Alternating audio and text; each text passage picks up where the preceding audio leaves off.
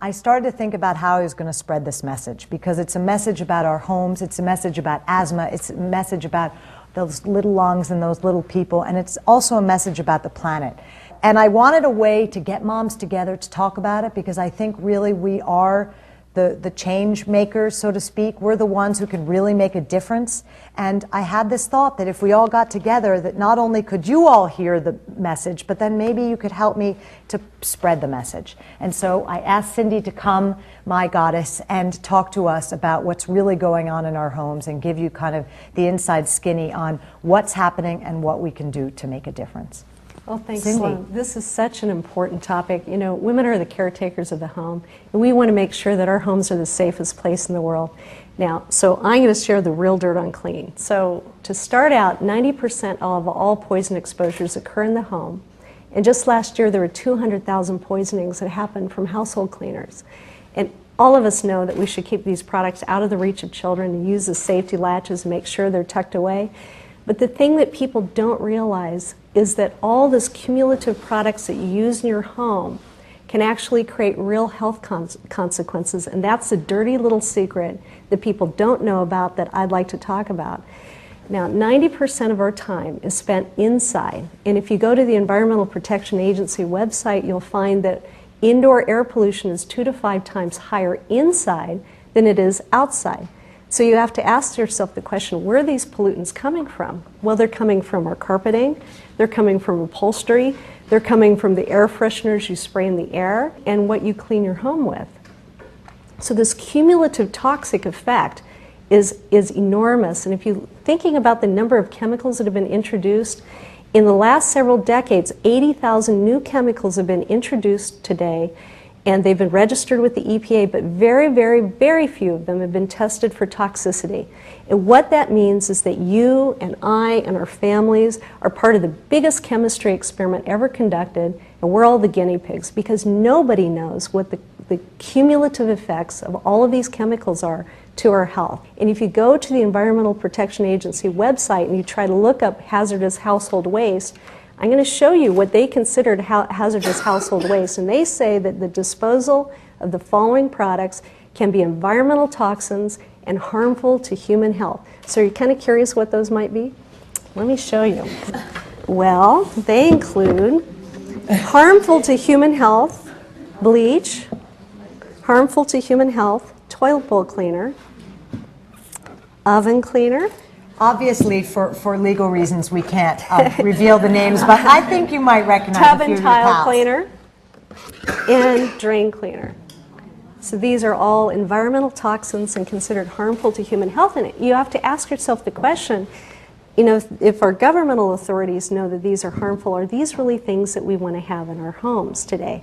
Now, I'd also like to share with you a number of other types of chemicals that are being used in products that we may be using all of the time that have harmful health consequences too.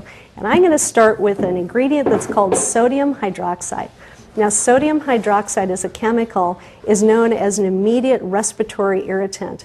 So immediately upon inhalation, it can cause respiratory problems. It can cause damage to your mouth, your eyes, your skin, and your throat. And in some cases, it could cause kidney and liver damage. So we're going to clear these off, and I want to show you kind of an array of products that contain this particular ingredient. And they include things like tub and tile cleaner, once again, toilet bowl cleaner, oven cleaner. So these are getting familiar, aren't they? They can also be found in dishwashing liquids and can be found in some types of laundry detergents. And they can be found in scouring cleansers and also some types of pre-spotters. Now, I want you to think about the ways you use these types of products. You'll notice a lot of them have spray triggers so that you're spraying them in the air. And these are things that there's a high probability that you're potentially inhaling or your family may be inhaling. And again, this particular ingredient, sodium hydroxide, is known to be immediately irritating to your respiratory system. So this is a whole array of products that is something you want to think about too. Now, another ingredient that's often found in household products is called hydrochloric acid. And you probably heard about this in high school chemistry. Very, very powerful and dangerous ingredient that's often found in toilet bowl cleaners and also in fabric odor eliminators. Now, hydrochloric acid will cause severe damage to your skin. It's fatal if it's ingested, and it can also cause severe problems if inhaled. And if you read the warning labels of these products, they say, you know, be very, very careful, make sure your room is ventilated. But think of the way you use a toilet bowl cleaner.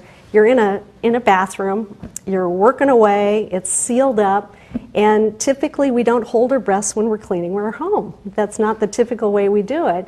And this is a product. Or wear a gas mask. Or wear a gas mask. So there's a big question you want to ask yourself. If these things are not designed for us to breathe, why are we using them in our home? So that's another one. Now, another ingredient that's found actually in a lot of these products too is something called butyl salicylic, and you'll also find it in all-purpose cleaners and window cleaners too. Butyl salicylic is also known as a respiratory irritant, and it's something that there actually was a study that was done by the California Air Resources Board that showed that women who spend 15 minutes cleaning the soap scum off of their shower inhale 3 times the acute limit for this particular chemical. So there's so many products that are using these types of chemicals in your home, and they're things that you probably want to be getting out of your home. So the good news about all of this, and there is good news. Could you give us something good? Yeah, I know. That's a bit overwhelming, is that you can do something about this. You can do something about it by getting educated.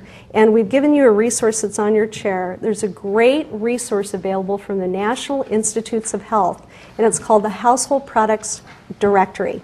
And what you can do is you can look up these ingredients on that database, and you'll find out that brands that have those ingredients present in them. So you want to find out what's in your home. You want to find out what's around your family and your kids, and make the decision about whether or not you want to get them out of your homes. What was probably most interesting was the statistics to back up what we probably know as it relates to how harmful some of these cleaning products are. There have been times in my life when I have had that experience where you're in the bathroom and you're spraying all the stuff and you get overwhelmed by the smell and you have to get out of the room. The thing that surprised me the most today was the fact that I never really thought about all the toxic fumes that our household cleaners can put into the air, and cumulatively having all of that toxic floating through our home could be very harmful to my children.